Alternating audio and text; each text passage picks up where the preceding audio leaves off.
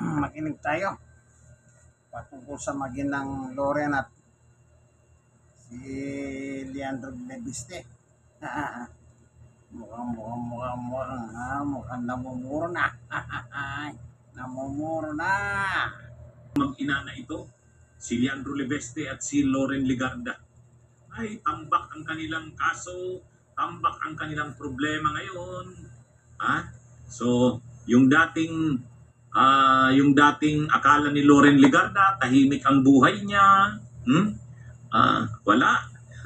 Ngayon, biglang natambak ang problema niya at matitindi itong mga problema niyang kinakaharap. Ang kaso niya, plunder. Nitong mag-ina na ito, ang kaso nila, plunder, mga kabunyog. Ay alam naman natin, pag sinabi mong plunder, non-bailable yan. Non-bailable yan. At seryoso, si Ombudsman Boying Rimulya sa kaso nilang yan. O kaya nga ngayon, 3 araw na o pang-4 na araw na ba yun? Pero yung unang 3 araw ng impeachment trial, wala, absent si Loren Legarda, mga kabunyog. Hindi na makita. Ngayon namang araw, itong si Leandro Lebeste, pinatawag ng NBI, sinumpilan ng NBI para doon sa honey trap. Yung di umano'y pag-frame up, yung planong pag-frame up kay Executive Secretary Ralph Recto. Sangkot din itong si Leandro Lebeste, kaya pinatawag ng NBI. Kaya lang hindi sumipot. Hindi sumipot itong si Leandro Lebeste sa sumpinan ng NBI ngayong araw. Kaya sabi ng NBI, isusumpi na daw nila uli. August 11. Lumalabas ngayon, itong mag-ina, nasa labas ng bansa. May mga balibalitang nasa labas ng bansa. Itong mag-ina na ito. O yan. Ang problema kasi nila dyan, akala nila, hindi sila makakasuhan, wala silang. Akala nila nitong mag-ina, wala naman sa ating may kakaso. Ngayon, lumabas ang mga kaso nila. Itong si Leandro Lebeste, kambal ang problema. Itong si Leandro Lebeste, kambal ang problema. Bakit kambal ang problema? Kambal ang problema ni Leandro Lebeste kasi, mga kabunyog, aside sa plunder na kaso, nito ni Leandro Lebeste, may kinakaharap siya ngayong problema. Ito, human trafficking. Human trafficking. At kapag naging qualified human trafficking na naman ito, ibig ang mangyayari kay Leandro Lebeste parang Mike Defensor eh. 'Di ba? Parang Mike Defensor. Si Mike Defensor may kasong qualified human trafficking. Ito namang si Leandro Lebeste, pag nagtuloy-tuloy ang kaso na yan sa NBI tungkol doon sa planong pag-frame up kay Executive Secretary Ralph Recto, kasabwat si dating Negros Oriental Congressman o Representative Jing Pras, yan? Mabigat yan. Qualified human trafficking na naman yun. Yung mayroong hinire na mga babae, mga batang-bata pang babae na gagamitin sana para i-frame up si Executive Secretary Ralph Recto. Ay ang lumalabas dito, ang simuno noon si Jing Paras. Pero kasabwat itong si Leandro kasi siya yung magpo-provide ng pera. Kaya itong mga kabunyog, mga kababayan, matindi itong problema na ito ni Leandro Lebeste. Kambal ang problema nito. May kaso siyang plunder, kasama ng ina niya, kasama ni Loren Legarda, silang mag-ina ang kaso nila plunder. Sa ombudsman, yun, mabigat yun kasi non-bailable din yun. Pero may hiwalay pang problema itong si Leandro kasi nga, mayroong lumabas na mga ebidensya at testigo na mayroong bugaw, talent manager na aresto ng NBI. Yung talent manager na yun, may hawak siyang mga talents, yung mga babae, lima na aresto, na entrap doon sa isang 5-star hotel. Dadalhin sana gagamitin sana kila Ralph Recto. Kumbaga papainom ng babae, ipi-frame up. Habang sila siguro ay nakikipagtali, tapos may drugs daw na gagamitin, so maano ngayon, mai-involve sa illegal na droga. Itong sila Executive Secretary Ralph Recto. Ay ang lumalabas, yung bugaw na yon na may hawak ng mga babae, na-aresto na yun. Yun ay kausap si dating Negros Oriental Representative Jean Paras. DDS yan. Si Jean Paras DDS yan. Kasama nga nila Mike Defensor, kasama nila Eric Celes, kasama nila Chavit Singson, sa kanito ni Leandro Libeste. Ang plano daw, tataniman ng babae si Executive Secretary Ralph Recto. Siyempre, pag nataniman ng babae, nakuna ng video, ng picture, sira si Ralph Recto. Mahigpit ang away ng Libeste at Recto sa politika ng Batangas, lalo na malapit na ang 2028 elections. Kaya, sa ngayon, nasasangkot itong si Leandro Libeste doon. Kaya dalawa ang kasong ito ni Leandro Libeste. Plunder dahil doon sa mga solar projects na hindi niya naman na-deliver. Pangalawa, yun nga, itong honey trap. At lumalabas ngayon, hindi lang pala si Executive Secretary Ralph Recto ang tataniman ng babae, ang ipi-frame up sa babae. Di pala si Ombudsman Boying Rimulya, saka si Vince Dizon, tapos si SILB John Vic Rimulya, yung mga matataas na officials ng Administrasyong Marcos, tataniman ng babae. O yan ang So ngayon, itong si Leandro nasasangkot. Bakit nasasangkot? Ito ang binanggit daw ni Congressman Jing Paras na mag-finance. Siyempre kasi mga mamahaling babae yun. Malaking pera ang involved. Siyempre, bilyonaryo itong si Leandro. Ito ang inaasahang sasagot ng gastos doon sa mga babae. Yan mga kabunyog, mga kababayan. Kaya ang nangyari dito, grabe ang problema nito ni Leandro Libeste. Ngayong araw, pinatatawag sana siya ng NBI, sinugpi na siya ng NBI. Kaya lang, sinugpi na siya ng NBI, hindi siya sumipot. Hindi siya sumipot ngayon. Kaya sabi ng NBI, hindi, tuloy pa rin ang kaanong ito. Tuloy pa rin itong ito.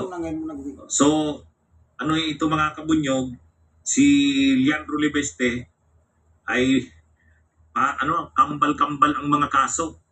Pag natuloy ang kaso na yan, diyan sa pag-frame up ng babae kay dating Executive Secretary Ralph Recto, pwedeng pumasok din yan sa qualified human trafficking. Bakit? Yung paggamit ng babae sa prostitution. Yan? Human trafficking yan. Magiging qualified yan kapag ang biktima ay more than 3. Di ba? Ay more than 3 yan, 5 yun eh. Di large scale na yun. Pag large scale yan, qualified human trafficking. Kapag yung qualified ang human trafficking, nagiging siyang non-bailable. Yan mga kabunyog, mga kababayan. Si Loren Legarda naman, doon ito sa plunder. Sa plunder. Ang balita ngayon, nasa labas ng bansa ang mag-ina. Nasa labas ng bansa. Kaya hindi uma-attend si Loren Legarda sa hearing ng yung impeachment trial ni Sara. Yan na. So dito, marirealize na siguro dito ni Loren Legarda, problema ito. Sumama kasi sila sa mga Duterte. Ang nagpapahamak sa kanila dito, ang mga Duterte. Unang-una, itong batang-batang congressman, Leandro Libeste, mapera siya. Successful daw siya sa negosyo niya. Sabi ni Loren, genius daw ang anak niya . Ang problema ngayon, ginagamit ng mga DDS. Dahil alam na bilyonaryo siya, may pera siya, pinagpaplanuhan nila ngayon na parang destabilization ito . Sisiraan ng administrasyon. Tataniman ng mga babae itong mga matataas na opisyal. Yan mga kabunyog, mga kababayan. Dahil may pera siya, siya yung magpipinance ng mga babae. At manginginabang siya doon dahil masisira si Ralph Recto, masisira sa publiko. Kalaban ng Libeste yun sa politika sa Batangas. Kaya, so ngayon, sino ang nag-isip ng lahat ng yon? Si, dating Congressman Jing Paras daw ng Negros Oriental. Ano yan? Si dating Congressman Jing Paras, DDS na DDS yan. Kagrupo nila yan. Kaya, ang nangyari dito kay Leandro Libeste, nang mapasama siya sa mga Duterte, nasira na siya. Nasira na siya. Ito namang si Loren, nung kasama pa si Loren Legarda, nila Ping Lacson, sa kanila Tito Soto, magkakasama pa sila sa Senado, okay pa yan si Loren eh. Ay sumama siya ngayon dito sa mga kila Marcoleta, sumama siya dito kila Amy Marcos, o sumama siya dito kila Robin Padilla, kila Alan Cayetano, napasama siya. O yan, itong mag-ina na ito, mga kabunyog, mga kababayan, napasama sila. Anong tawag doon? Karma ba yun? Karma ba ang tawag dyan, mga kabunyog, mga kababayan? Kaya, ang nangyari sa mag-ina na ito, napasama. Si Loren, dati kasama nila Ping Lacson, kasama nila Tito Soto, magkakasama sila sa Caserisa Hontiveros noon, maayos siya sa grupo niyang nasamahan sa Senado. Ay bigla siyang sumama ngayon, kila Alan Cayetano, o napasama na siya. Ito naman si Leandro Libeste, okay na yon, congressman siya, ay sumama siya sa Duterte na naman. Sumama siya sa Duterte, napasama na naman siya. Ay, mga kabunyog, mga kababayan. Yan yung yan yung nangyari ngayon diyan.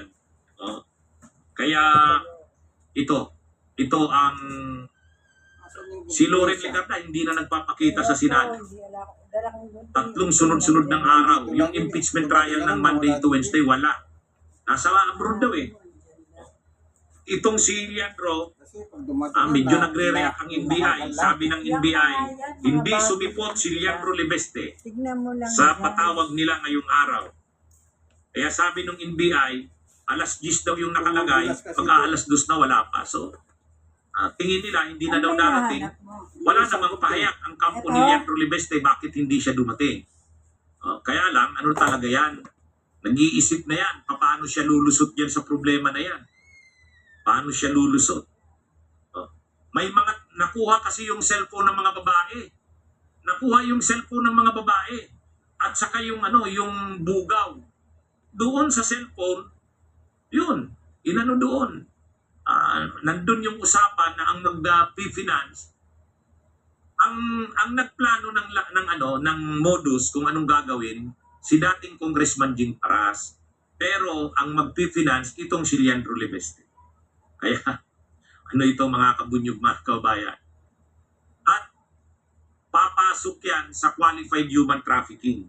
Bakit human trafficking? Mga babae ang ang involved dyan sa prostitution. Human trafficking yan. Dahil ang biktima ay more than 3. 5 na nga yung biktima na yun na babae. At ang sangkot na mga tao ay more than 3 din. Si Jing Paras, si Leandro Libeste, pasok na naman sa syndicated na human trafficking. Parang katulad kay Mike Defensor. Human trafficking din si Mike Defensor eh. At qualified din. Bakit qualified human trafficking? Involved kasi yung pamilya niya, asawa niya, anak niya. Dito gano'n na naman, mag-ina na naman ang involved. Pero in fairness dito kay Loren, doon sa plano ng anak niya, yung involvement ng anak niya doon sa human trafficking, hindi involved si Loren doon. Involved si Loren doon sa plunder. Doon sa plunder. Mukhang nag-uusap ng matindi itong mag-ina sa abroad eh. Nagre-relax muna sila. Kasi tampak ng problema ito eh. At may leksyon na sila kay Mike Defensor. May leksyon na sila kay Marcoleta. Ay itong si Leandro Libeste, kasama ito ni Mike Defensor sa ni Marcoleta eh. Tapos itong si Loren Legarda naman, kasamahan ni Marcoleta.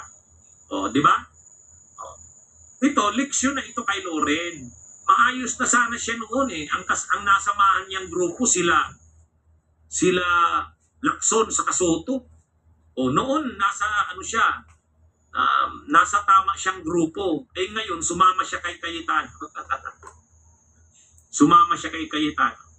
Ang tanong ngayon kay Loren Legarda, pagbalik ba niya ng Pilipinas, magbabago na siya o nandun pa rin siya sa grupo ng Duterte? Kila Cayetano dyan. Aabangan natin yan.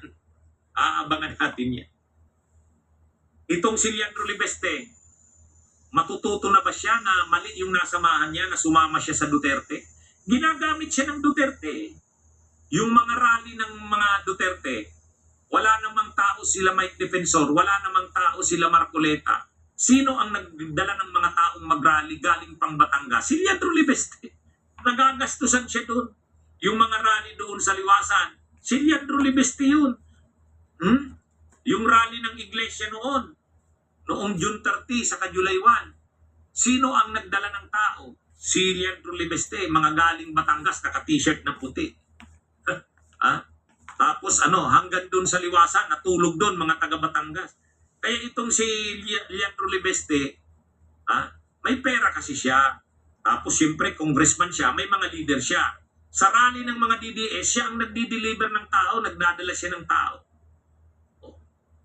Nagagamit siya ng DDS ng Duterte. Kaya lang ngayon, yan nasisira na siya.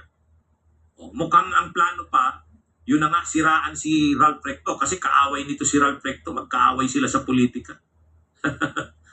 Ngayon, inuperan yata siya, gusto mong masira si Ralph Recto? Taniman natin ng babae. Pag nakuna natin ng video yan, tapos lagyan pa natin ng drugs, masisira yan.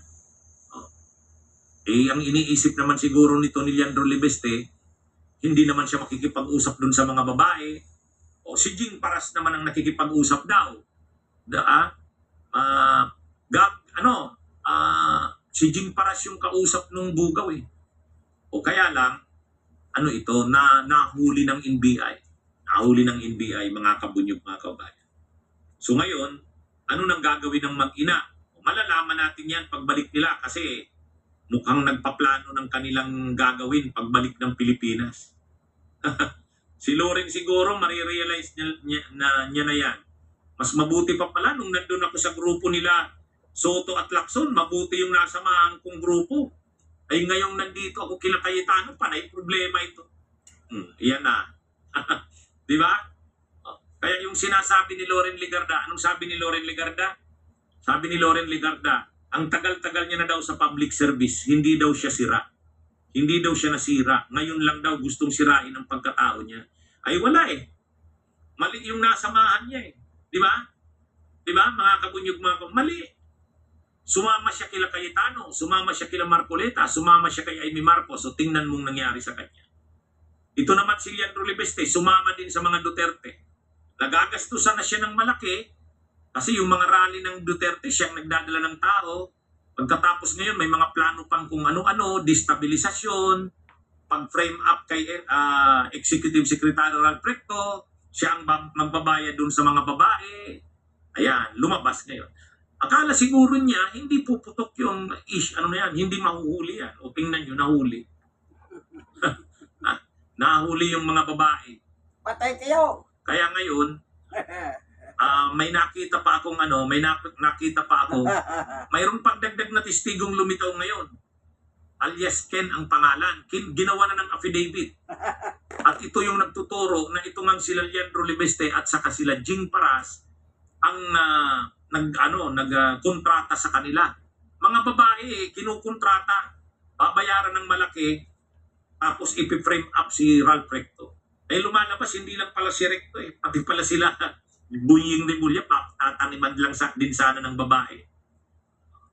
Kaya ngayon, sasabihin na naman nila, siyempre sasabihin ni Loren, sasabihin itong ni Leandro, ginigipit sila dahil kakampi sila ng Duterte. Mali.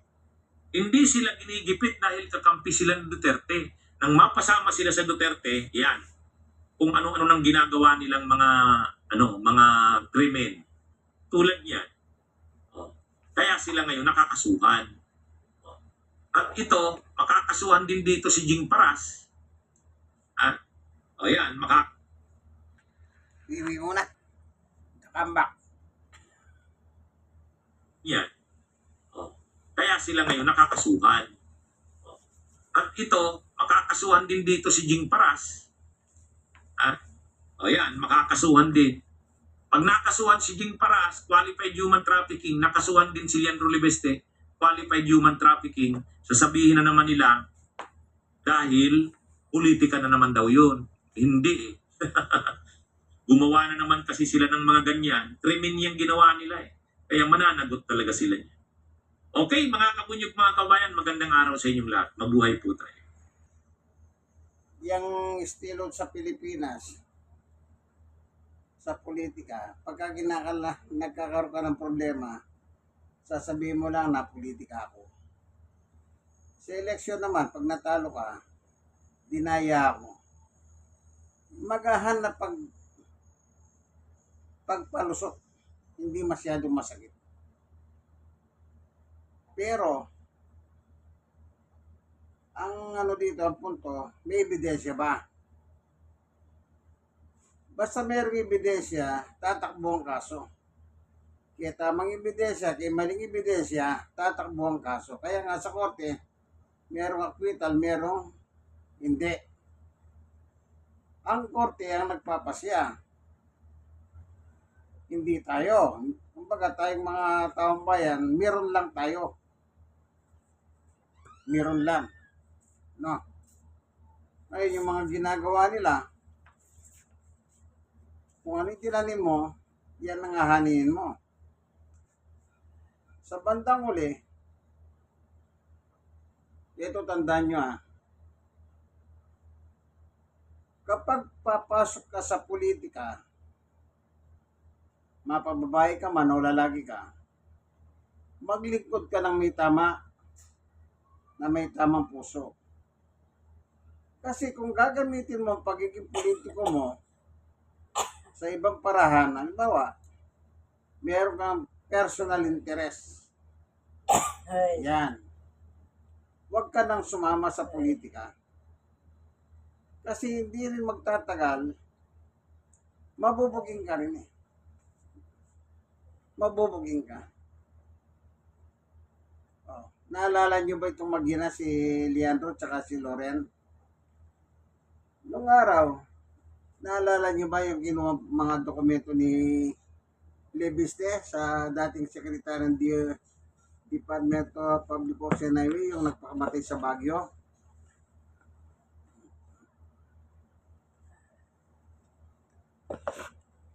Meron ang pangalan ng kanyang inaron. Napanood ko yan eh. Akala mo si Public Works and Highway, dapat siyang magsalita ron si Secretary Vince Dizon. Pero siya nagsasalita. Nabinigyan daw siya ng paintulot ni Secretary Dizon. Ano sabi ni Dizon? Alala pa nung sinasabi yan eh.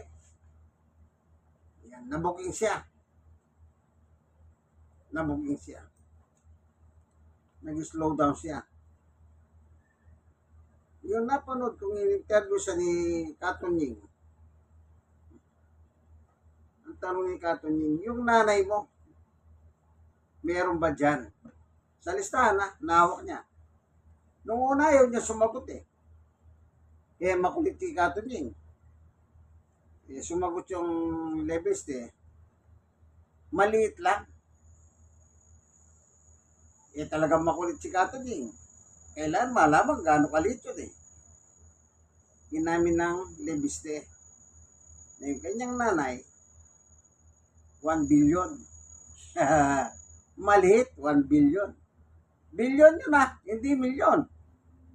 Yung ibang mga flood control, 4 million ang pinag-uusapan. Pero siya 1 billion. Maliit nga 1. Kanya lang billion ang halaga. Kita nyo? Kaya nag-slow down siya eh. Naglaylo. Kasi yung 1 billion na yun, makakalkal yun eh. Ayan ngayon, may kinakarap sila. Yung nabasa namin naman na kumalat din sa social media, si Lito Atienza, no congressman siya.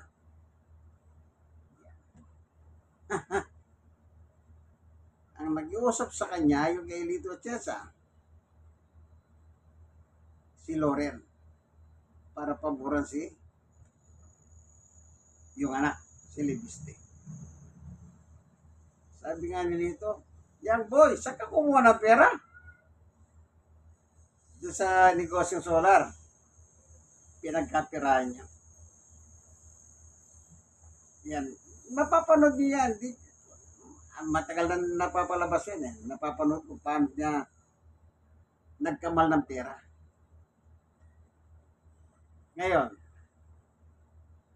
dahil lumalabas sila sa gobyerno, bakit ko sinabi lumalabas sa gobyerno? Magrarally ang DDS, ang Iglesia ni Cristo. Yung nakaraan, nagkagulong rally sa EDSA. Nagdala ng tao yan.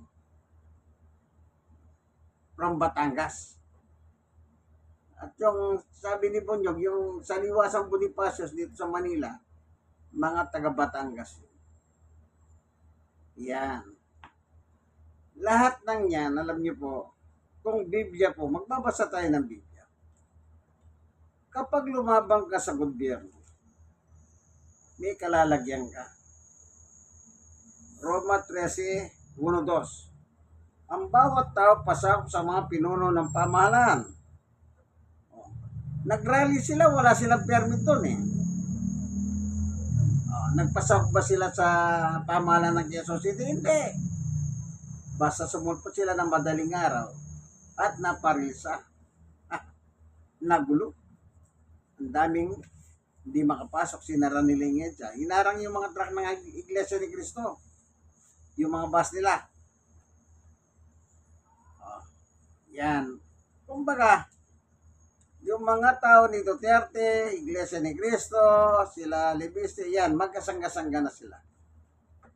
Lumalaban sila sa gobyerno. Sapagkat walang pamalang hindi mula sa Diyos at ang mga pamalang umiiral ay tinatag ng Diyos. So, sino nagtatag ng gobyerno? Diyos. Dos. Kaya nga, ang lumalaban sa pamalan ay lumalaban sa mga tinakda ng Diyos at lalapatan ng parusa ang sino man lumalaban. No? Talagang lalapatan kayo ng parusa. Huwag nyo na sabihin politika yan. Palusot kasi yan. Yan kasi yung magandang palusot yung pinupolitika kayo.